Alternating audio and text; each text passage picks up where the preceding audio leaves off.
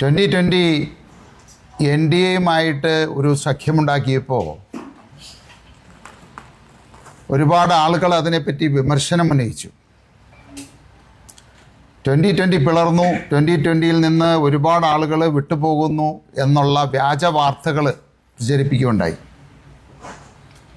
എന്നാൽ യഥാർത്ഥത്തിൽ സംഭവിച്ചത് 2020യിലേക്ക് ഒരുപാട് വ്യക്തിത്വങ്ങൾ, പ്രഗത്ഭരായിട്ടുള്ള ഒരുപാട് വ്യക്തിത്വങ്ങൾ കടന്നു വരുന്നു എന്നുള്ളതാണത്. ചില രാഷ്ട്രീയ പാർട്ടികൾ ഈ 2020യിലേക്ക് ലയിക്കുന്ന സാഹചര്യങ്ങളുണ്ട്. അതെല്ലാം ചർച്ചയിലാണത്. അതിൻ്റെ ആദ്യ പടിയായിട്ട് ഞങ്ങൾ ഒരുപാട് ആളുകൾ ലിസ്റ്റിലുണ്ട്. പക്ഷേ അതിൻ്റെ ആദ്യ പടിയായിട്ട് ഒരു തുടക്കം എന്നുള്ള നിലയ്ക്ക് നമുക്ക് അഖിലിനെ ആരും പരിചയപ്പെടുത്തേണ്ട കാര്യമില്ല. അഖിൽ മാരാർ കേരളത്തിലെ നമുക്ക് ഒരിക്കലും ആരോടും അതിനെപ്പറ്റി പ്രത്യേകിച്ച് പറയേണ്ട കാര്യമില്ല. അങ്ങനെ ഒരാൾ ഈ പാർട്ടിയിലേക്ക് ഇന്ന് ചേരുകയാണ് എന്നുള്ള കാര്യമാണ് സന്തോഷപൂർവ്വം അറിയിക്കാനായിട്ടുള്ളത്. അതുമാത്രവുമല്ല, ഇത്തവണ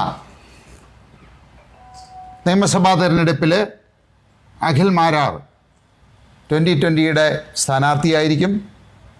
അത് എവിടെയാണ്, ഏത് മണ്ഡലത്തിലാണ് എന്നുള്ള കാര്യം NDAയിൽ ചർച്ച ചെയ്ത് തീരുമാനിച്ച് മാത്രമേ അനൗൺസ് ചെയ്യുകയുള്ളൂ. അപ്പോൾ ഇനി അനിലിന് പറയാനായിട്ടുള്ള കാര്യങ്ങൾ സംസാരിക്കും. ഒരുപാട് സന്തോഷം, എല്ലാവരും എത്തിച്ചേർന്നില്ല, എല്ലാവരും സ്നേഹമൊക്കെ അറിയിക്കുകയാണ്. വ്യക്തിപരമായിട്ട് ഞാൻ കുറച്ച് സ്വതന്ത്ര ചിന്താഗതി പിന്തുടരുന്ന ആളാണ്. ഇപ്പം എൻ്റെ ചില ചിന്തകളും ചില അഭിപ്രായങ്ങളുമൊക്കെ ചിലപ്പം അത് BJPക്ക് അനുകൂലമായിരിക്കും, ചിലപ്പോൾ അത് UDFന് അനുകൂലമായിരിക്കും, ചില സമയങ്ങളിൽ അത് ഇടതുപക്ഷത്തിന് അനുകൂലമായിരിക്കും. അടിസ്ഥാനപരമായിട്ട് എൻ്റെ ചിന്തയിൽ കൂടുതലും ഒരു സ്വതന്ത്ര ചിന്താഗതിയാണ് ഉണ്ടായിരുന്നത്. ഞാൻ മുൻപ് തന്നെ എൻ്റെ സിനിമ എടുത്ത സമയത്ത് ഒരു താത്വിക അവലോകനം എന്ന് പറയുന്ന സിനിമ അത് കണ്ടിട്ടുള്ള എല്ലാവർക്കും അറിയാം. കേരളത്തിലെ ഒരു ബിസിനസ്സുകാരൻ, അയാളുടെ തകർച്ച, അയാൾ രാഷ്ട്രീയ പാർട്ടിക്കാരാൽ തകർന്ന ഒരു ബിസിനസ്സുകാരൻ തൻ്റെ പോരാട്ടം 3 രാഷ്ട്രീയ പാർട്ടികൾക്കെതിരെ നയിക്കുന്ന രീതിയിലൊരു സിനിമയായിരുന്നു എടുത്തിരുന്നത്. അന്ന് ആ സമയത്ത് ഞാൻ സാബു ജോക്കബോട്ട് ബന്ധപ്പെട്ടിരുന്നു. അതായത് 2020 എന്ന് പറയുന്ന ഒരു പൊളിറ്റിക്കൽ പ്രസ്ഥാനം എന്ത് ആശയമാണോ, എന്ത് ഡെവലപ്മെൻറ്റ്സ് ആണോ ഈ നാട്ടിൽ കൊണ്ടുവരാൻ ആഗ്രഹിച്ചത്, ഇത് മനസ്സിൽ തന്നെ സൂക്ഷിച്ചുകൊണ്ടിരുന്ന ഒരാളാണ് ഞാൻ മുൻപേ. പക്ഷേ എറണാകുളം ജില്ലയ്ക്ക് അപ്പുറത്തേക്ക് 2020യുടെ ഒരു വലിയ വ്യാപനമൊന്നും ഉണ്ടായിരുന്നുണ്ടെങ്കിൽ ഒരു പക്ഷേ എത്രയോ നാളുകൾക്ക് മുമ്പ് തന്നെ ഇതുപോലൊരു പത്രസമ്മേളനം ഉണ്ടായേനെന്നാണ് ഞാൻ വിശ്വസിക്കുന്നത്. പിന്നീട് രാജ്യത്ത് പ്രതിപക്ഷ നിരക്ക് ശക്തി പകരത്തക്ക രീതിയിലുള്ള അഭിപ്രായങ്ങൾ ഞാൻ പലപ്പോഴായിട്ട് നടത്തി. എപ്പോഴും ഭരണം മാറണമെന്നുള്ള ഒരാഗ്രഹം പങ്കുവയ്ക്കുന്ന, പ്രതിപക്ഷ നിരക്ക് കരുത്ത് പകരണമെന്ന് ആഗ്രഹിക്കുന്ന ഒരാളായതുകൊണ്ട് തന്നെ പലപ്പോഴായിട്ട് എൻ്റെ പ്രതികരണങ്ങളിൽ പലതും UDFന് അനുകൂലമായിട്ടുണ്ടായിരുന്നു. UDFന് വേണ്ടിയിട്ട് പലപ്പോഴായിട്ടും സംസാരിക്കേണ്ട സാഹചര്യം വന്നതും അത്തരം ഒരു പ്രതിപക്ഷ നിരക്ക് കരുത്ത് പകരുക എന്ന ലക്ഷ്യത്തോടു കൂടിയായിരുന്നു. പക്ഷേ അതിനേക്കാളെല്ലാം ഉപരി ഇന്നൊരു പ്രതിപക്ഷ നിരക്ക് കരുത്ത് പകരുക എന്ന ലക്ഷ്യത്തെക്കാൾ ഉപരി നമ്മുടെ നാട്ടിൽ ഒരുപാട് ചേഞ്ചസ് കൊണ്ടുവരാൻ, അങ്ങനെ ഒരു ചേഞ്ചസ് കൊണ്ടുവരണമെങ്കിൽ ഇപ്പോൾ ഏറ്റവും അടുത്ത് റീസെൻ്റ് ആയിട്ട് നമ്മുടെ MP പ്രേമേന്ദ്രൻ പറഞ്ഞു, റെയിൽവേയിൽ നാളിതുവരെ കാണാത്ത ഒരു വികസനമാണ് നടന്നത്. രാജ്യത്തും നാളിതുവരെ കാണാത്ത വികസനങ്ങൾ നടന്നുകൊണ്ടിരിക്കുന്നു. ലോകത്തിൻ്റെ മുന്നിൽ ഇന്ത്യ 4ാമത്തെ സാമ്പത്തിക ശക്തിയായിട്ട് കുതിച്ചുകൊണ്ടിരിക്കുന്നു. അപ്പോൾ ഒരു ഭാഗത്ത് നമ്മുടെ രാജ്യത്ത് നടന്നുകൊണ്ടിരിക്കുന്ന വികസനങ്ങൾ കണ്ടില്ലെന്ന് നടിക്കാൻ പറ്റത്തില്ല.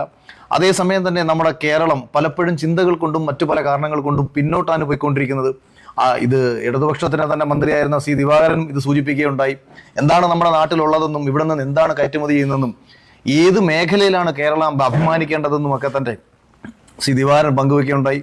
അപ്പോൾ എങ്ങനെ ഒരു രാഷ്ട്രീയ പാർട്ടിയിൽ പ്രവർത്തിക്കുക എന്നതിനേക്കാൾ ഉപരി ആ രാഷ്ട്രീയ പാർട്ടിയുടെ വിഷൻ, ആ രാഷ്ട്രീയ പാർട്ടി എന്താണ് സമൂഹത്തിന് കൊടുക്കാൻ ആഗ്രഹിക്കുന്നത്, അപ്പോൾ ഈ ചിന്തകളിൽ എല്ലാ അർത്ഥത്തിലും അവിടെയാണ് 2020യുടെയും NDAയുടെയും BJPയും തമ്മിലുള്ള ഒരു ലയനം വരുന്ന സമയത്ത് എന്താണ് BJP ഉദ്ദേശിക്കുന്നത്. 2020 പോലത്തെ ഒരു രാഷ്ട്രീയ പ്രസ്ഥാനത്തെ ഒപ്പം ചേർക്കാൻ NDA തീരുമാനിക്കുമ്പോൾ 100% ഡെവലപ്മെന്റ്സ് അല്ലാതെ മറ്റെന്താണ് അവർക്ക് മുന്നോട്ട് വയ്ക്കാൻ പറ്റുക. അങ്ങനെ നാടിൻ്റെ ഡെവലപ്മെന്റ്സിന് വേണ്ടിയിട്ട്, നമ്മുടെ വരുംകാല തലമുറയുടെ മാറ്റങ്ങൾക്ക് വേണ്ടിയിട്ട് ഇപ്പോൾ ഇന്ന് ഈ കാലഘട്ടം ഇങ്ങനെ മാറിക്കൊണ്ടിരിക്കുകയാണ്. നമ്മൾ ഇന്നും 80ലും 90ലെയും കാര്യങ്ങളെക്കുറിച്ച് സംസാരിച്ചിട്ട് കാര്യമില്ല. എന്താണ് 2030 സംഭവിക്കാൻ പോകുന്നത്, എന്താണ് 2035ലും 40ലും നമ്മുടെ തലമുറയ്ക്ക് ഉണ്ടാകേണ്ട അറിവുകൾ എന്തൊക്കെയാണ്, അവർക്ക് ഏത് മേഖലയിലാണ് സർവൈവ് ചെയ്യാൻ പറ്റുക. അപ്പോൾ ഇതൊക്കെ കൊടുക്കാൻ കഴിയണമെങ്കിൽ വിഷണറി ആയിട്ടുള്ള, ദീർഘവീക്ഷണമുള്ള, കുറച്ചുകൂടെ മലയാളത്തിൽ പറഞ്ഞാൽ ക്രാന്തദാർശനികമായ ചിന്തകൾ പങ്കുവയ്ക്കാൻ ശേഷിയുള്ള നേതാക്കന്മാർ വരണം. ആ നേതാക്കന്മാർക്ക് പഴയകാല രാഷ്ട്രീയ ഈ പണിമുടക്ക്, മറ്റുള്ള പ്രശ്നങ്ങൾ ഇതെല്ലാം മാറ്റിവെച്ചുകൊണ്ട് ഒരു പുതിയ കാലഘട്ടത്തിന്റെ രാഷ്ട്രീയം പറയാൻ കഴിയണം. അങ്ങനെ ഒരു പുതിയ കാലഘട്ടത്തിന്റെ രാഷ്ട്രീയം എത്രയോ നാളുകൾക്ക് മുമ്പേ പറയുകയും പ്രവർത്തിക്കുകയും ചെയ്തിട്ടുള്ള ഒരു പ്രസ്ഥാനമാണ് 2020 എന്നതും അത് കിഴക്കമ്പലത്ത് വന്ന് നോക്കിക്കഴിഞ്ഞാൽ ഇന്ന് രാവിലെ മുതൽ ഞാൻ 2020 ചേരുന്നു എന്ന വാർത്തകളും മറ്റും വന്ന സമയത്ത് ഒരുപാട് പേർ എന്നെ പല സ്ഥലത്തുനിന്ന് വിളിച്ചു, ചേട്ടാ ഗംഭീര തീരുമാനമാണ്, ഞങ്ങൾ കിഴക്കമ്പലത്ത് വന്നിട്ടുണ്ട്, അല്ലെങ്കിൽ ഞങ്ങൾ പല വീഡിയോസും കണ്ടിട്ടുണ്ട്. അപ്പം ഒരാൾ പറയുകയും പറഞ്ഞത് പ്രവർത്തിക്കുകയും കാണിക്കുകയാണ് ചെയ്തത്. അല്ലാതെ ഇപ്പം എല്ലാവർക്കും പറയാൻ എളുപ്പമാണ്, പക്ഷേ അത് പ്രവർത്തിച്ച് കാണിക്കുകയാണ് പ്രയാസം. ഇത് നമ്മളിവിടെ വന്ന് നോക്കിക്കഴിഞ്ഞാൽ കിഴക്കമ്പലത്ത് തന്നെ അതിൻ്റെ ഏറ്റവും മഹത്തായിട്ടുള്ള ഒരു മിനിയേച്ചർ വേർഷൻ, ഭാവിയിലെ കേരളം എന്താകണം എന്നുള്ളതിൻ്റെ ഒരു മിനിയേച്ചർ വേർഷനാണ് കിഴക്കമ്പലത്ത് 2020 കാണിച്ചത്. അപ്പം സാബു ജേക്കബിൻ്റെ വിഷനും 2020യുടെ കാഴ്ചപ്പാടും ഈ രീതിയിൽ വരുമ്പോൾ എന്നെ കണക്ക് ചിന്തിക്കുന്ന ഒരാൾക്ക് ഏറ്റവും മികച്ച രീതിയിൽ പ്രവർത്തിക്കാനും ചേരാനും ഇതല്ലാതെ മറ്റൊരു രാഷ്ട്രീയ ആശയം നിലവിൽ കേരളത്തിലില്ല. ആ സന്തോഷമാണ് ഞാൻ ഇന്നിവിടെ പങ്കുവയ്ക്കുന്നത്. അതിൻ്റെ ഭാഗമാകാൻ വേണ്ടിയിട്ട് ആഗ്രഹിക്കുന്ന നിരവധി പേരുണ്ടാവുമെന്ന് എനിക്കറിയാം എന്നെ പോലെ ചിന്തിക്കുന്ന ധാരാളം പേരുണ്ട്. മാറ്റങ്ങൾ കൊണ്ടുവരാൻ ആഗ്രഹിക്കുന്ന തലമുറ നമ്മുടെ നാട്ടിലുണ്ട്. അവർക്കൊപ്പം നിന്നുകൊണ്ട്, അവർക്ക് വേണ്ടി സംസാരിച്ചുകൊണ്ട്, അവർക്ക് വേണ്ടി പ്രവർത്തിക്കാൻ ആഗ്രഹിക്കുന്നത് കൊണ്ട് കൂടിയാണ് യഥാർത്ഥത്തിൽ ഇങ്ങനൊരു തീരുമാനം എനിക്ക് എടുക്കേണ്ടി വന്നത്. അതിൽ മറ്റൊന്നുമില്ല, ഇതൊക്കെയാണ് അടിസ്ഥാനപരമായിട്ടുള്ള കാരണങ്ങൾ. മറ്റെന്തെങ്കിലും ചോദ്യങ്ങൾ ഉണ്ടെന്നുണ്ടെങ്കിൽ നമുക്ക് മറുപടി പറയാം എന്നുള്ളതായിരുന്നു. Thank you. കൊട്ടാരക്കര മണ്ഡലത്തിൽ തന്നെ മത്സരിക്കാനാണോ എന്തിനാണ് തീരുമാനിക്കേണ്ടത് സാർ? ഇതിലെ ഈ ഞാൻ പറഞ്ഞല്ലോ, അഖിൽ മാരാർ ഇത്തവണ സ്ഥാനാർത്ഥിയായിരിക്കും. ഇതിപ്പോൾ 2020 മാത്രമായിട്ട് തീരുമാനിക്കേണ്ട ഒരു കാര്യമല്ല. ഇവിടെ NDAയിൽ ചർച്ച ചെയ്ത് NDA ആണ് ഏത് സ്ഥലത്ത് മത്സരിക്കണം എന്ന് തീരുമാനിക്കേണ്ടത്. അത് NDA അനൗൺസ് ചെയ്യുക.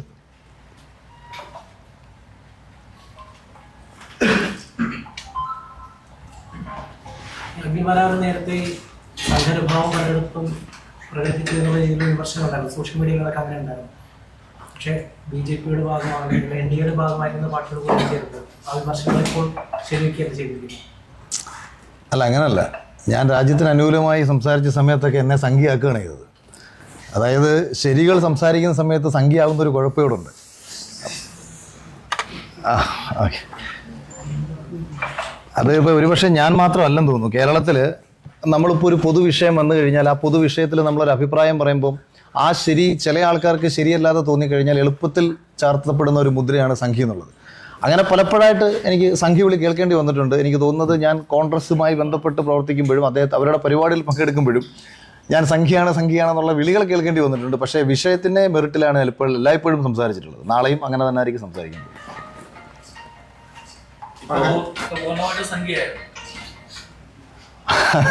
എന്താണ് സംഖ്യ എന്നതുകൊണ്ട് അർത്ഥമാക്കുന്നതെന്നുണ്ടെങ്കിൽ ഞാൻ പറയാം, പൂർണ്ണമാണോ പകുതിയാണോ?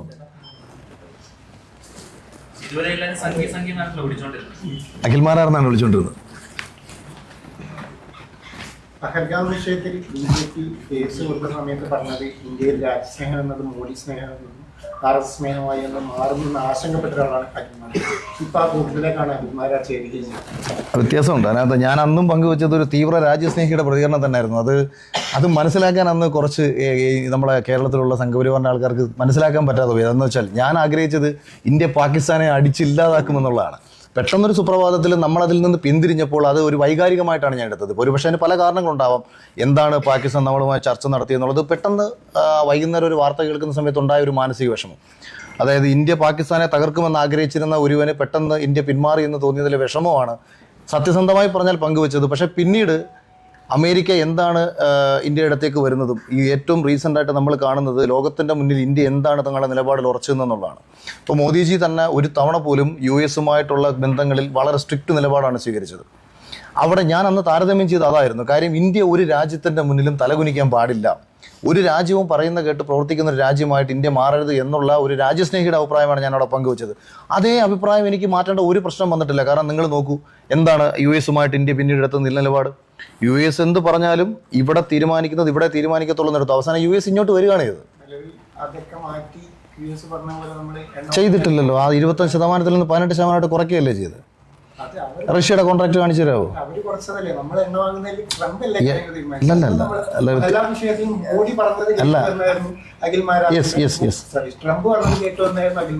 അതെ അതെ.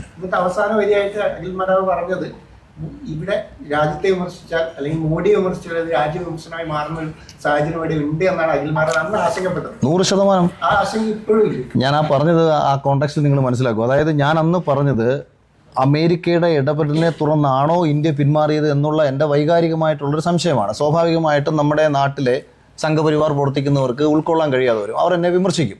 അപ്പം ഞാൻ അവരോട് തന്നെ ജെന്യൂൻലി പറഞ്ഞതാണ്, രാജ്യസ്നേഹവും മോദി സ്നേഹവും നിങ്ങൾ കൂട്ടിക്കെട്ടാൻ പാടില്ല എന്ന് ഞാൻ അന്ന് പറഞ്ഞത്. പക്ഷേ ഞാൻ ഇപ്പുറത്തേക്ക് വരും, അത് ആ പോയിന്റ് കഴിഞ്ഞു. വിദേശകാര്യ സെക്രട്ടറിയുടെ സ്റ്റേറ്റ്മെൻറ്റ് വന്നതിന് ശേഷം പിന്നീട് ലോകത്തിൻ്റെ മുന്നിൽ പാകിസ്ഥാൻ ഉൾപ്പെടെ സമ്മതിച്ചു.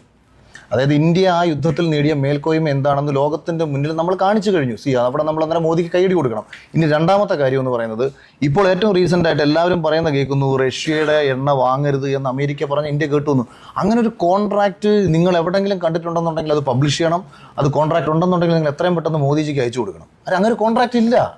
ഇല്ലാത്ത കാര്യത്തെക്കുറിച്ചിട്ട് പൊളിറ്റിക്കലി വരുന്ന ആരോപണത്തിന് നമുക്ക് എങ്ങനെ മറുപടി പറയാൻ പറ്റും? ഇത് അങ്ങനെ ഒരു കാര്യം, അതായത് റഷ്യയിൽ നിന്ന് എണ്ണ വാങ്ങാൻ പാടില്ല, എവിടെയാണ്, ഏത് പേപ്പറാണ് പബ്ലിഷ് ചെയ്തിരിക്കുന്നത്? ആരാണ് പറഞ്ഞിരിക്കുന്നത്? ഇന്ത്യൻ പ്രധാനമന്ത്രി പറഞ്ഞോ? വിദേശകാര്യമന്ത്രി പറഞ്ഞോ? ഇത് തെറ്റായിട്ട് വ്യാഖ്യാനിക്കുകയാണ്. കാരണം നമുക്ക് കിട്ടിയിരിക്കുന്ന ഈ പറയുന്ന അമേരിക്കൻ ട്രേഡ് അഗ്രിമെൻ്റ് എന്ന് പറയുന്നത് ജപ്പാനും അല്ലെങ്കിൽ യൂറോപ്യൻ രാജ്യങ്ങൾക്ക്, ഒരു രാജ്യങ്ങൾക്കും ലഭിക്കാത്ത ഒരു ആനുകൂല്യമാണ് ഇന്ത്യക്ക് ലഭിച്ചിരിക്കുന്നത്. വ്യവസായിയായ എനിക്കറിയാം ആ കാര്യത്തിൽ എത്രമാത്രം ബൂസ്റ്റ്. ഇപ്പം ഈ പറയുന്ന തീരുമാനം ഉണ്ടായതിന് ശേഷം ടെക്സ്റ്റൈൽ മേഖലകൾ, ഞാൻ ഉൾപ്പെട്ട ടെക്സ്റ്റൈൽ മേഖലകളിൽ അതിൻ്റെ ഡിമാൻഡ് 10 ഇരട്ടിയായി വർദ്ധിച്ചു എന്നുള്ളതാണത്.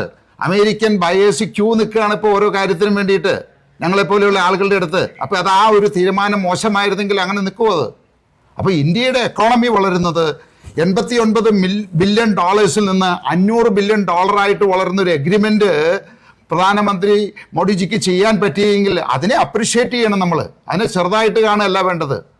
നമ്മൾ ഇന്ത്യ എന്നും ഇതുപോലെ എങ്ങനെ 6ാം സ്ഥാനത്ത് നിന്ന ഇന്ത്യ 4ാം സ്ഥാനത്തായി 10 വർഷം കൊണ്ട്, എങ്ങനെ ജർമ്മനിയെയും ജപ്പാനെയും അതിജീവിച്ച് 4ാം സ്ഥാനത്തേക്ക് വന്നു? ഈ രീതിയിൽ വളർന്നു കഴിഞ്ഞാൽ ഇപ്പോൾ EU എഗ്രിമെൻറ്റും അമേരിക്കൻ എഗ്രിമെൻറ്റും പ്രാബല്യത്തിലായി കഴിഞ്ഞാൽ അടുത്ത 5 വർഷത്തിനുള്ളിൽ ഇന്ത്യ ഒരുപക്ഷെ 2ാം സ്ഥാനത്തേക്ക് ഉയരും. അതല്ലേ നമ്മൾ നോക്കേണ്ടത്? അതിനെ കുറ്റപ്പെടുത്തി അതിൻ്റെ കാരണങ്ങൾ കണ്ടുപിടിച്ച് നമ്മൾ അതിനെ തെറ്റായിട്ട് വ്യാഖ്യാനിക്കുകയാണ് ചെയ്യുന്നത്. അതാണ്, നിങ്ങൾക്ക് പല കാര്യങ്ങളും അറിയില്ല. ഇതിനകത്ത് ആ എഗ്രിമെൻറ്റിൽ ഒരു ഹിഡൻ അജണ്ടയുണ്ട്. അവിടെ 0 ടാരിഫ് കിട്ടണമെങ്കിൽ അമേരിക്കയുടെ കോട്ടൺ പൂർണ്ണമായിട്ട് ഉപയോഗിക്കണം എന്ന് പറഞ്ഞു കഴിഞ്ഞാൽ 25-26% അവരെ വില കൂടും. 18% കുറച്ച് കിട്ടി 26% വില കൂടിയ എന്തായിരിക്കും? അത് മാത്രമല്ല, ബംഗ്ലാദേശിന് ഈ കോട്ടൺ കിട്ടിയാൽ അതിനെ നൂലാക്കാനോ തുണിയാക്കാനോ അതിനെ ഫാബ്രിക് ആക്കി പ്രോസസ്സ് ചെയ്യാനോ ആയിട്ടുള്ള സാങ്കേതിക വിദ്യ ഇല്ല. അവർ മേടിക്കുന്നത് ഇന്ത്യയിൽ നിന്നും ചൈനയിൽ നിന്നും ഫാബ്രിക്കാണ് മേടിക്കുന്നത്. അപ്പോൾ അവർക്ക് ചെയ്യാൻ പറ്റാത്ത, പട്ടിക്ക് മുഴുവൻ തേങ്ങ കിട്ടിയ മാതിരിയാണത്. ഒരു പ്രയോജനം ഉണ്ടാകാൻ പോകുന്നില്ല, ഒരു വ്യത്യാസം, ഒരു ചലനം ഉണ്ടാക്കാൻ പോകുന്നില്ല. അത് ഇന്ത്യൻ ബിസിനസ്സിനെ ബാധിക്കുകയുമില്ല. അതൊക്കെ ആളുകൾക്ക് അതിനെപ്പറ്റി ടെക്നിക്കലായിട്ട് അറിയില്ലാത്തത് കൊണ്ട് പറയുന്നതാണ്. അല്ല, മാർക്കറ്റ് തന്നെ, ഷെയർ മാർക്കറ്റ് തന്നെ ഒരൊറ്റ ഫോൺ കോളിൽ, അതായത് അമേരിക്കയും ഇന്ത്യയും തമ്മിലുള്ള ഡീല് നടക്കാൻ പോകുന്നു എന്ന് പറയുന്ന ഒരൊറ്റ ഫോൺ കോളിൽ 1000 പോയിന്റാണ് നിഫ്റ്റി കയറിയത്. ഞാൻ ട്രേഡ് ചെയ്യുന്ന ഒരാളാണ്, എനിക്കത് അറിയാം. ഇപ്പം കിറ്റെക്സൊക്കെ ഞാൻ വർഷങ്ങൾ കൊണ്ട് ട്രേഡ് ചെയ്യുന്ന ഒരാളാണ്. കിറ്റെക്സിൽ എന്ത് മാറ്റമാണ് സംഭവിച്ചത് നമുക്കറിയാം. അപ്പം ഈ 2 ലക്ഷം രൂപ ഒരു ഓപ്ഷൻസിൽ ട്രേഡ് ചെയ്തിട്ട് പിറ്റേ ദിവസം 70 ലക്ഷം രൂപ എടുത്തൊരു സുഹൃത്ത് എനിക്കുണ്ട്. അപ്പോൾ അത് എന്താ സംഭവിച്ചതെന്ന് വെച്ചാൽ, വെറും ഒരൊറ്റ ഫോൺ കോളിൽ ഇത്രയധികം സാമ്പത്തിക രംഗത്തൊരു കുതിച്ചുചാട്ടം ഉണ്ടാക്കാൻ പറ്റുന്നുണ്ടെങ്കിൽ ഒഫീഷ്യലി ഈ ട്രേഡ് ഡീൽ വന്നു കഴിയുമ്പോഴത്തേക്ക് ഉണ്ടാകാൻ പോകുന്ന മാറ്റം വലുതാണ്. പിന്നെ അത് ആ ഒരു ഡീല് വന്നു കഴിഞ്ഞാൽ ആ ഡീലിനകത്തുള്ള പ്രശ്നങ്ങളെക്കുറിച്ച് നമുക്ക് ചർച്ച ചെയ്യാം. അല്ലാതെ നമ്മൾ ഈ അവ്യക്തമായ കാര്യങ്ങളെക്കുറിച്ച് കേരളത്തിൽ 2020 പോലത്തെ ഒരു രാഷ്ട്രീയ പാർട്ടി ജോയിൻ ചെയ്യാമെന്ന് എന്നോട് ഇത് ചോദിച്ചാൽ എനിക്കെന്തായാലും രാജ്യത്തെ ഒരു ട്രേഡ് ഡീലൊന്നും തിരുത്താനുള്ള ശേഷിയില്ല. കൊട്ടാരക്കരയിലോ അല്ലെങ്കിൽ കൊല്ലം ജില്ലയിലോ ഏതെങ്കിലും നിയോജക മണ്ഡലത്തെ റെപ്രസെന്റ് ചെയ്യാൻ കഴിഞ്ഞു കഴിഞ്ഞാൽ ആ നിയോജക മണ്ഡലത്തിന് വേണ്ടിയിട്ട് നിയമസഭയിൽ മറ്റാരേക്കാളും ഉച്ചത്തിൽ എൻ്റെ ശബ്ദം ഉയർന്നു കേൾക്കുമെന്നതിനപ്പുറത്തേക്ക് തൽക്കാലം വലിയ വാഗ്ദാനങ്ങളൊന്നും തരാൻ പറ്റത്തില്ല. തീർച്ചയായിട്ടും. അല്ല, എനിക്ക് ഇന്നും വ്യക്തിപരമായ വലിയ സ്നേഹമുള്ള 2 നേതാക്കന്മാരാണ്, രമേശ് ചെന്നിത്തലയും വി ഡി സതീശനും. അവർ എൻ്റെ അടുത്ത് മെയിൻ സ്ട്രീമിലേക്കൊക്കെ വരണമെന്ന് സംസാരിച്ചിരുന്നുണ്ടായിരുന്നു. കാരണം എന്നെപ്പോലെ ഒരാൾ UDF-ൻ്റെ ഭാഗമാകണം. ഞാൻ ശക്തമായി പിണറായി വിജയനെതിരെ പലപ്പോഴായിട്ട് പറയുന്ന ഒരാളാണ്. അപ്പം നേതാക്കന്മാരോട് നമുക്ക് സ്നേഹമുള്ളപ്പോഴും ചില കാരണങ്ങൾ കൊണ്ട് ഒരു രാഷ്ട്രീയ പാർട്ടിക്ക് ഉള്ളിലേക്ക് വരുന്നതിന് ചില ബുദ്ധിമുട്ടുകളുണ്ടാവും. നേതാക്കന്മാരോട് നാളെ എനിക്ക് സ്നേഹം കാണും. അപ്പം അതിപ്പം ഞാൻ നേരത്തെ ഇപ്പം BJP ചില വിമർശിച്ചു നിങ്ങൾ പറയുന്ന സമയത്ത് എത്രയോ നേതാക്കന്മാരുടെ വ്യക്തിബന്ധം, സുരേഷ് ഗോപി ജയിക്കുമെന്നൊരു, പക്ഷേ UDF-ൻ്റെ ഒപ്പം പല പരിപാടി പങ്കെടുക്കുമ്പോഴും സുരേഷ് ഗോപി ജയിക്കുമെന്നും അത് ആവർത്തിച്ച് ജയിക്കുമെന്നും പറഞ്ഞുകൊണ്ടിരുന്ന ഒരാളായിരുന്നു ഞാൻ. അപ്പോൾ അത് വ്യക്തിപരമായിട്ടുള്ള സ്നേഹബന്ധങ്ങളും പൊളിറ്റിക്കൽ പാർട്ടിയിലേക്ക് കയറണമെന്ന് പറയുമ്പം ആശയങ്ങളുടെ ചില ബാധ്യതകൾ പേറാൻ എല്ലാ അർത്ഥത്തിലും നമുക്ക് പറ്റണമെന്നില്ല. അപ്പം ഒരു UDF-നൊപ്പം നിൽക്കുന്ന UDF-ന്റെ അനുഭാവി, ഒരു കോൺഗ്രസ് അനുഭാവി എന്നുള്ളതാണ് നമുക്കൊക്കെ അറിയാവുന്ന ഒരു കാര്യം. എപ്പോഴാണ് പിന്നെ അതിനൊരു അല്ല അത് ഈ ഒരു നിയമസഭാ തെരഞ്ഞെടുപ്പ് ഈ നേതാക്കളൊക്കെ സംസാരിച്ചൊരു ഘട്ടത്തിൽ കോൺഗ്രസ് വേണ്ടാന്ന് എന്തുകൊണ്ട് തീരുമാനിക്കും? അല്ല, ഞാനൊരിക്കലും അങ്ങനൊന്നും അകത്ത് പോകണോ പുറത്ത് വരണോ എന്നുള്ള തീരുമാനം എടുക്കാൻ ഞാൻ ഒന്നും ഈ പാർട്ടിക്കുള്ളിലില്ല. ഞാൻ അകത്ത് വരണോ വേണ്ടയോ എന്ന് തീരുമാനം എടുക്കേണ്ടത് അവരായിരുന്നു. അതിപ്പം അത്തരത്തിലുള്ള ചർച്ചകളൊന്നും നടന്നിട്ടില്ല. അതേസമയം തന്നെ 2020 പോലത്തെ ഒരു പ്രസ്ഥാനം അവർ സംസ്ഥാന വ്യാപകമായിട്ട് അവരുടെ പ്രവർത്തനം വ്യാപിപ്പിക്കാൻ പോകുന്നതിൻ്റെ ഭാഗമായിട്ട് ആ ഒരു രാഷ്ട്രീയ പാർട്ടിയുടെ കാര്യങ്ങളും അല്ലെങ്കിൽ അതിൻ്റെ ഡെവലപ്മെൻറ്റ്സും കിഴക്കമ്പലം പോലൊരു സ്ഥലം നമ്മുടെ മുമ്പിൽ ഏറ്റവും വലിയൊരു ഉദാഹരണമായിട്ടിരിക്കും. ഒരു സമയത്ത് ഇപ്പം നമ്മൾ ഗുജറാത്തിനെ കാണിച്ചുകൊണ്ടായിരുന്നു രാജ്യത്തിൻ്റെ ഒരു എന്താണ് മോദിജി ഈ രാജ്യത്ത് ചെയ്യാൻ പോകുന്നതെന്ന് പറഞ്ഞപ്പോൾ ഇവിടുന്ന് പല ആൾക്കാരും ഗുജറാത്തിൽ പോയി പഠിച്ചിട്ടുണ്ട്. എനിക്ക് തോന്നുന്നു ഇന്ന് രാജ്യത്തിൻ്റെ ഏതൊരു പഞ്ചായത്തിനും വന്ന് പഠിക്കാൻ പറ്റിയ ഒരു സ്പേസ് ആയിട്ട് ഇവിടെ കിടക്കുകയാണ് കിഴക്കമ്പലം. അതേ കണക്ക് എന്തുകൊണ്ട് ഈ ഒരു പ്ലാൻ നമുക്ക് സംസ്ഥാനം ഒട്ടാകെ കൊണ്ടുവന്നുകൂടാ? ഇത്തരം ചിന്തകൾ വന്നു. പിന്നെ ഞാൻ പറഞ്ഞത്, നിങ്ങൾ ഒരുപക്ഷെ ഞാൻ VD സതീശനെ അതിശക്തമായി വിമർശിച്ച വീഡിയോ കണ്ടിട്ടില്ല. ഞാനൊരിക്കൽ ജർമ്മനിയിൽ നിന്ന് വരുന്ന സമയത്ത് ദുബായിൽ വെച്ചിട്ട് അദ്ദേഹത്തിന്റെ ഒരു ആറ്റിറ്റ്യൂഡ് ജനങ്ങളോട് കണ്ട സമയത്ത് ഞാൻ അതിനിശിതമായി അദ്ദേഹത്തെ വിമർശിച്ച് ഞാനൊരു വീഡിയോ സംസാരിച്ചു. ആ വീഡിയോ അദ്ദേഹം കാണുകയും അദ്ദേഹം എന്നെ വിളിച്ച് സംസാരിക്കുകയും ചെയ്തിട്ടുണ്ടായിരുന്നു. കാരണം നമ്മൾ ചിലത് ചൂണ്ടിക്കാണിക്കുകയാണ് ചെയ്യുന്നത്.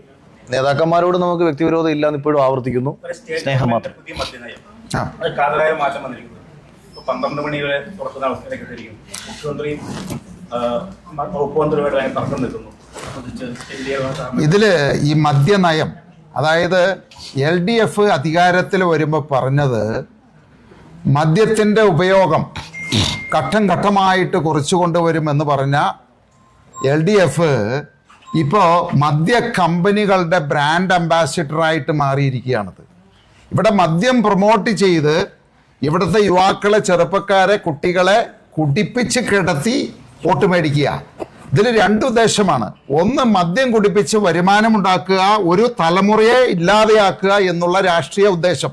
അത് LDF-ഉം അതുപോലെ UDF-ഉം ഒറ്റക്കെട്ടാണെന്നുള്ളതാണ് രണ്ടാമത്തെ കാര്യം. കാരണം ഈ തെരഞ്ഞെടുപ്പ് വന്നപ്പോൾ ഇങ്ങനെ ഒരു തീരുമാനമെടുക്കുന്നു. മന്ത്രി പറയുന്നു ഇത് പ്രതിപക്ഷ നേതാവും പ്രതിപക്ഷവുമായിട്ട് ഈ ഫയൽ കണ്ടിട്ടുണ്ട്, സംസാരിച്ചിട്ടുണ്ട്. അതിന് കൃത്യമായിട്ട് ഉത്തരം പറയാതെ അദ്ദേഹം മുക്കിയും മൂളിയും അതിൽ നിന്ന് രക്ഷപ്പെട്ടു. കാരണം എന്താണ്? ഇവർ 2 കൂട്ടരും ഈ തെരഞ്ഞെടുപ്പിനുള്ള പണം ഉണ്ടാക്കി കഴിഞ്ഞിരിക്കുന്നു.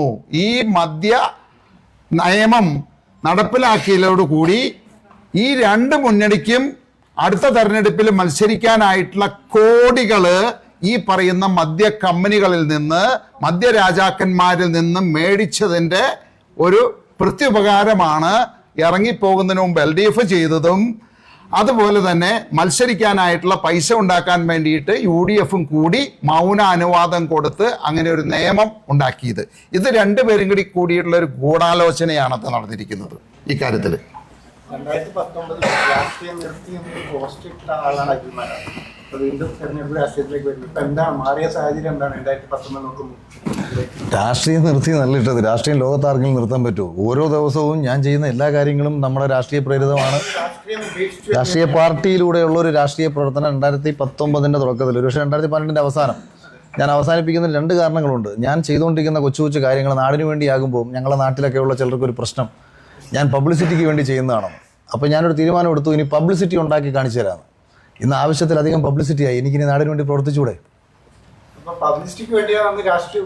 അങ്ങനെ ഒരു ആക്ഷേപം എൻ്റെ അടുത്ത് വന്നപ്പോൾ നമ്മൾ സതുദ്ദേശപരമായി ചെയ്യുന്നൊരു കാര്യത്തെ അത് പബ്ലിസിറ്റിക്ക് വേണ്ടിയിട്ടാണെന്ന് പറഞ്ഞ ഒരാൾ ആക്ഷേപിച്ചാൽ, ചെയ്യുന്ന കാര്യത്തിൻ്റെ സത്യസന്ധത മനസ്സിലാക്കാതെ അതിന് സോഷ്യൽ മീഡിയയിലോ അല്ലെങ്കിൽ ന്യൂസിനോ കിട്ടുന്ന പ്രാധാന്യത്തിലേക്ക് പോയിട്ട് എൻ്റെ പേരവിടെ ചർച്ച ചെയ്യപ്പെടുന്നു എന്നത് ഒരാൾ ചിന്തിച്ചാൽ, എൻ്റെ ലക്ഷ്യം അതായിരുന്നില്ല, എൻ്റെ ലക്ഷ്യം അപ്പുറത്ത് മറ്റൊന്നായിരുന്നു, അത് അവർ കണ്ടില്ല. അങ്ങനെ കാണാതിരുന്ന ആളുടെ മുന്നിൽ ഒരു സിനിമ, ഞാൻ പബ്ലിസിറ്റിക്ക് വേണ്ടിയിട്ട് വനിതാവിരുദ്ധ തിയേറ്ററിനെ വേണ്ടി പോയി ഡാൻസ് കളിക്കുകയല്ല ചെയ്തത്. ഞാനൊരു പൊളിറ്റിക്കൽ സട്ടയർ സിനിമയാണ് എഴുതിയത്. അതൊരു തിരക്കഥ എഴുതി ഒരു സിനിമയാക്കി തിയേറ്ററിലെത്തിച്ച് 2019 7 വർഷം മുന്നെയാണ്. അതെ, ഞാനൊരു 50-ലധികം ചാനൽ ചർച്ചകളിൽ രാഷ്ട്രീയ നിരീക്ഷകനായിട്ട് ഇരുന്നിട്ടുണ്ട്.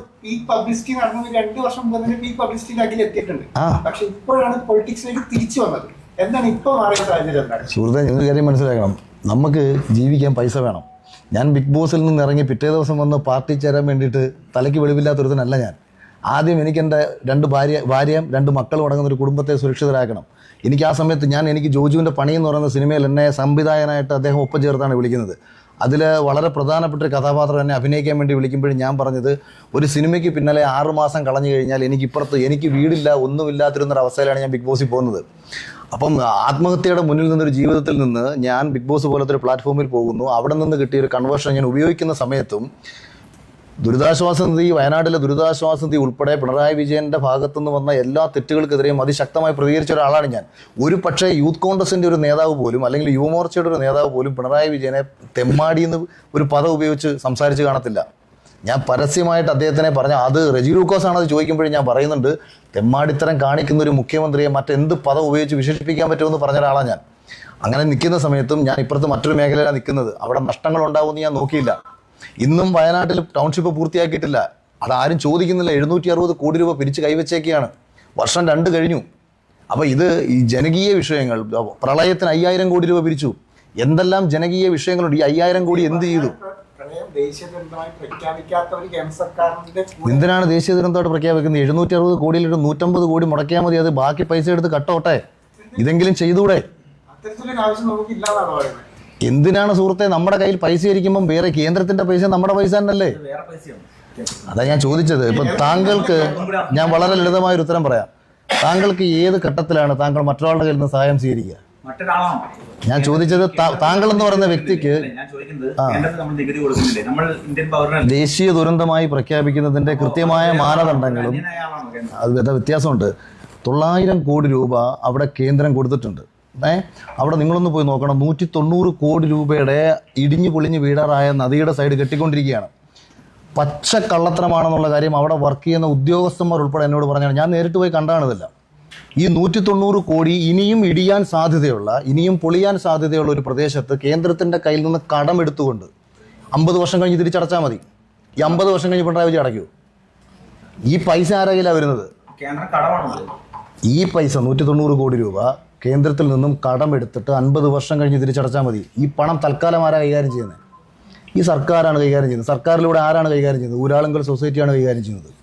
ഊരാളുങ്കൽ സൊസൈറ്റി എന്ന് പറയുന്ന ഒരു പൈപ്പ് ലൈൻ വഴി പാർട്ടിക്ക് വേണ്ട ഫണ്ട് കൊണ്ടുവരാനുള്ള പദ്ധതികളാണ് ഇവരുടെ പല കാര്യങ്ങളും. അതാണ് ഞാൻ പറഞ്ഞത്. ഇപ്പം നമുക്ക് ശരിയാണ്, നമുക്ക് ഒരു പ്രശ്നം വന്നു, നമ്മുടെ കയ്യിൽ പൈസയില്ല.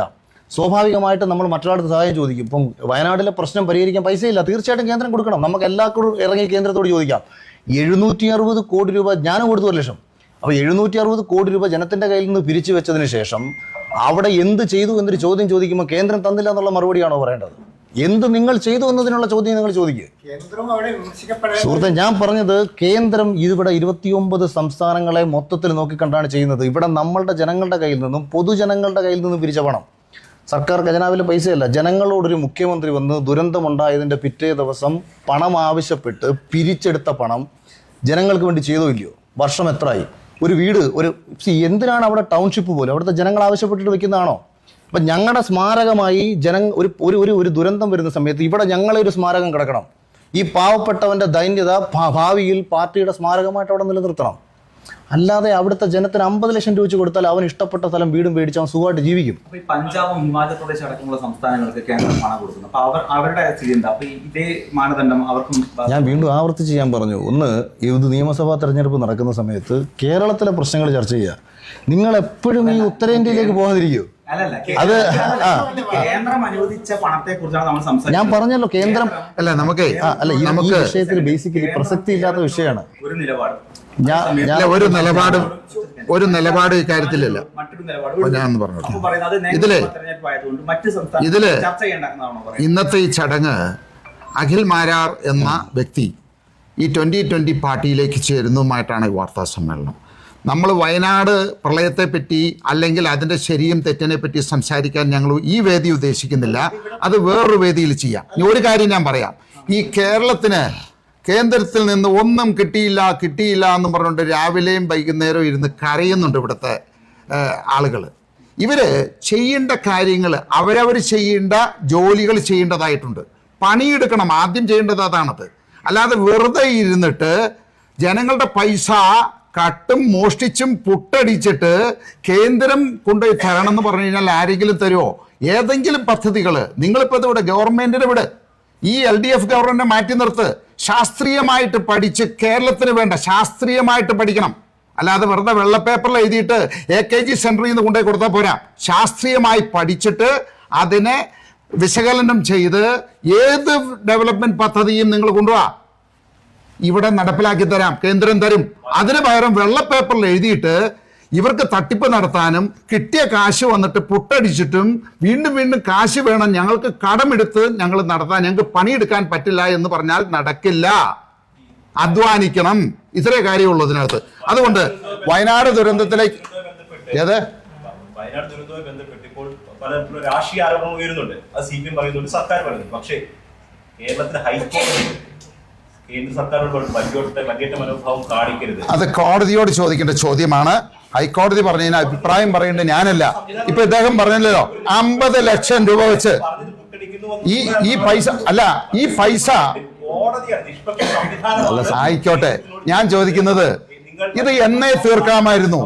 ദുരിതബാധിതരുടെ കടം എഴുതി തള്ളാൻ തയ്യാറാകണമെന്ന് കോടതി പലവട്ടം അല്ല, കടം എഴുതി തള്ളുന്നതിന് മുമ്പ് ആരുടെ ഇതിന്റെ ആവശ്യമില്ല. ഇത് ഇവർക്കേ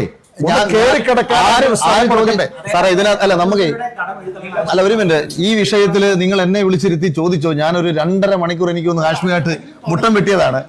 ഇല്ല ഇപ്പോ അല്ലെ ഇതുമായിട്ടേ ഞാൻ അന്നും പറയുന്നുണ്ടോ, അതുകൊണ്ടല്ലേ BJP-യിലോട്ട് വന്നത്. കുഴപ്പമില്ലല്ലോ, പ്രശ്നം തീർന്നില്ലേ?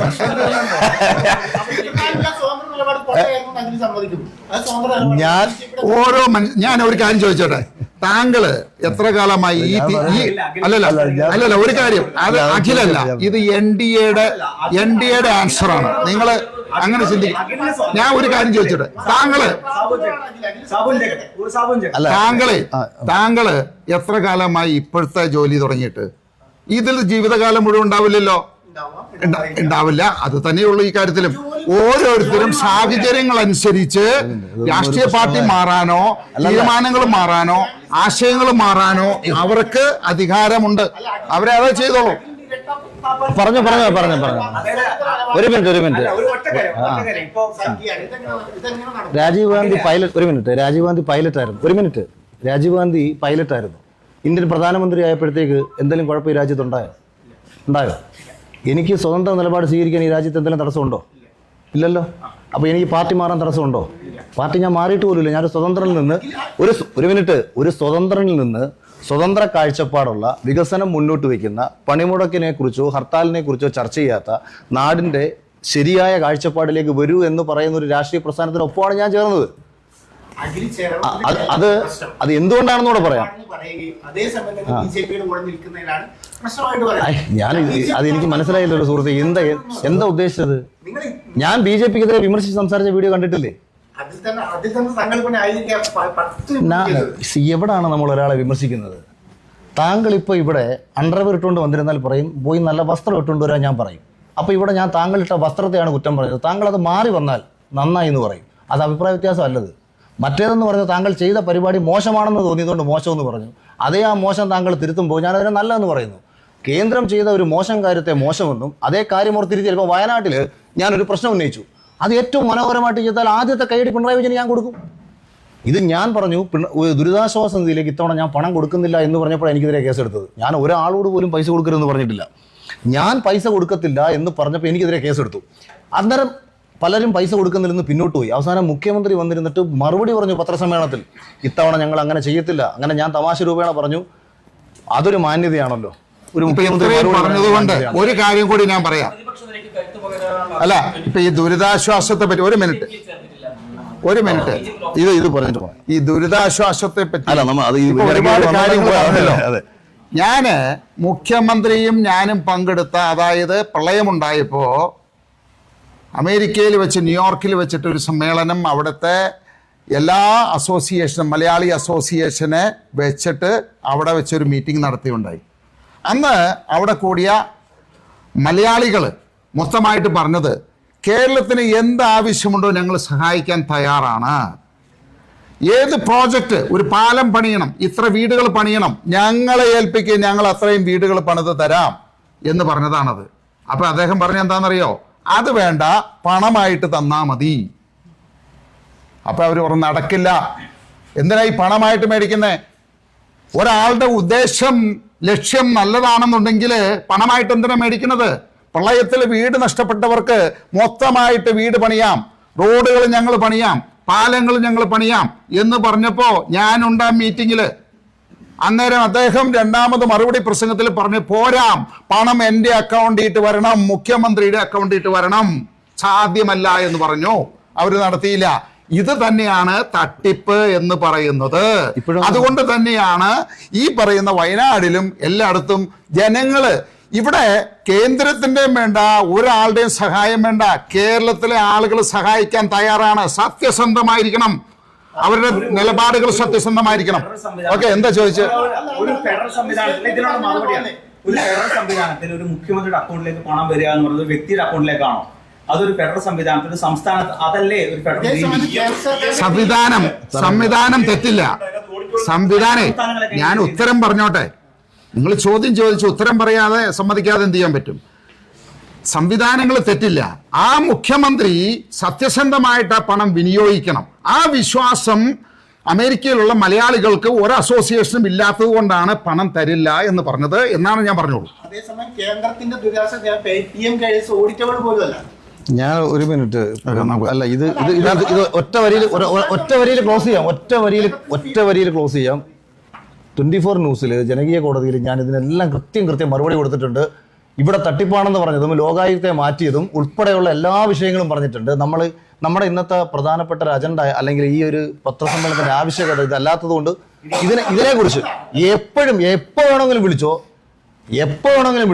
ഞാൻ വന്ന് ഇതിന്റെ കാര്യങ്ങൾ മൊത്തവും പറഞ്ഞുതരാം. നിങ്ങൾ പിണറായി വിജയനെ കൊടുക്കണമെന്നും പിണറായി വിജയൻ മാറണമെന്ന് ആഗ്രഹിക്കുന്ന കക്ഷിയായിരിക്കുന്നത്. അതുകൊണ്ടാണ് പുള്ളി ഇത് ചോദിക്കുന്നത്. കാര്യം പുള്ളി കൊടുക്കും. ഇത് ഞാൻ എത്ര നടപടി പറഞ്ഞാലും പിണറായി വിജയൻ കൊടുക്കും. അത് ആത്മാർത്ഥമായി ആഗ്രഹിച്ച് പുള്ളിയെ ഈ ഭരണത്തിൽ നിന്ന് മാറ്റാൻ ആഗ്രഹിക്കുന്നത്.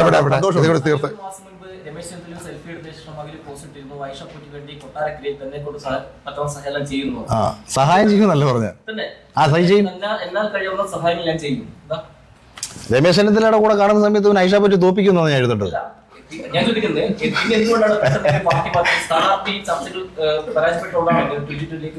അല്ല, ഒരു സ്ഥാനാർത്ഥി ചർച്ചയും അടിസ്ഥാനപരമായി UDF ആരുമായിട്ട് നടത്തിയിട്ടില്ല. അതല്ല ആശയപരമായ ചില തടസ്സങ്ങൾ ആക്ച്വലി എനിക്ക് കോൺഗ്രസിൽ ഉണ്ടായേക്കും. എനിക്കറിയില്ല, അപ്പുറത്തേക്കൊന്നും അറിയില്ല. ഞാൻ പല വിഷയങ്ങളിൽ ഇപ്പൊ ഞാൻ SDPയെ തള്ളി പറയുന്ന ആളാണ്, പോപ്പുലർ ഫ്രണ്ടിനെ തള്ളി പറയുന്ന ആളാണ്, ജമാഅത്ത് ഇസ്ലാമിയെ തള്ളി പറയുന്ന ആളാണ്. അല്ലല്ല, വ്യക്തിപരമായിട്ട് അല്ല, അത്രയ്ക്ക് ചെറിയ ചിന്താഗതിയുള്ള ആൾക്കാരൊന്നുമില്ല രമേശ് ചെന്നിത്തലയും VD സതീശനും. നമ്മളപ്പോൾ അവരെ വിമർശിച്ചാലും പിണറായി വിജയന്റെ കൂട്ട് നമ്മളെ ആരെയും വെട്ടിക്കൊല്ലാനൊന്നും പറയത്തില്ല. അവർ സ്നേഹത്തോടെ വിളിക്കും, ഭക്ഷണം തരികയും ചെയ്യും. പക്ഷെ ഞാൻ പറഞ്ഞത് ആശയപരമായ ചില വിഷയങ്ങളിൽ, പ്രത്യേകിച്ച് ഞാൻ പറഞ്ഞല്ലോ ഇപ്പൊ ജമാഅത്ത് ഇസ്ലാമി നിലപാടിനെ എനിക്ക് തോന്നുന്നു, ഞാൻ എൻ്റെ വാട്സപ്പ് എടുത്ത് കാണിക്കുക. ഞാൻ ജനുവരി 24-ാം തീയതി പ്രതിപക്ഷ നേതാവിന് ഞാനൊരു മെസ്സേജ് അയച്ചു.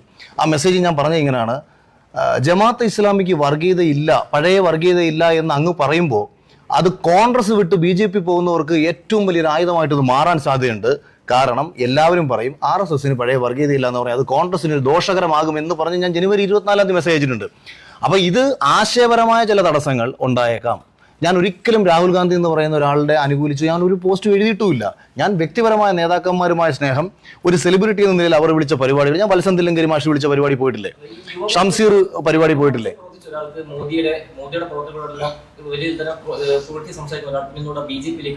ഒരു വർഷമേ ഞാൻ യുവമോർച്ചയിൽ പ്രവർത്തിച്ചിട്ടുള്ളൂ, 2017. അതിനുശേഷം ഇനി സിനിമയ്ക്ക് പിന്നാലെ പോയി. അഭിപ്രായം ചോദിക്കാനായിരുന്നു. കേരള സ്റ്റുഡിയോ വലിയൊരു ചർച്ചയാവുന്നുണ്ട്. കേരളത്തിലെ സ്ത്രീകളെ അങ്ങനെ നിർബന്ധിച്ച് ബീഫ് കഴിപ്പിക്കുന്ന ഒരു സാഹചര്യമൊക്കെ കേരളത്തിലുണ്ടോ? എന്താണ് സാബുവും ജേക്കബിന്റെ ഇതില് NDAയുടെ വ്യക്തമായിട്ട് മറുപടി പറയേണ്ടത് NDAയുടെ ചെയർമാനും കൺവീനറുമാണ് പറയേണ്ടത്. ഇതിപ്പോൾ ഓരോ വിഷയത്തിൽ ഞാൻ പറയുന്നത്, ഞാൻ 21 ദിവസമേ ആയിട്ടുള്ളൂ ഈ NDAയിൽ ചേർന്നിട്ട്. എനിക്ക് ഔദ്യോഗികമായിട്ട് അതിനൊരു മറുപടി കൊടുക്കാനായിട്ട് എനിക്ക് അധികാരമില്ല ഇന്ന്. ഇനി അത് മാത്രമല്ല, ഞാൻ ഒരു കാര്യം കൂടി പറഞ്ഞോട്ടെ, കൂടുതൽ കാര്യത്തിട്ട് പോകുന്നില്ല. കാരണം ഇന്നത്തെ ഈ ചർച്ച ഞങ്ങൾ ഈ പറയുന്ന അഖിൽ മാരാർ ഞങ്ങളുടെ പാർട്ടിയിലേക്ക് ചേരുന്നത് മാത്രം അനൗൺസ് ചെയ്യാൻ വേണ്ടിയിട്ട് വിളിച്ച ഒരു കാര്യമാണ്. അപ്പോൾ thank you sir, thank you.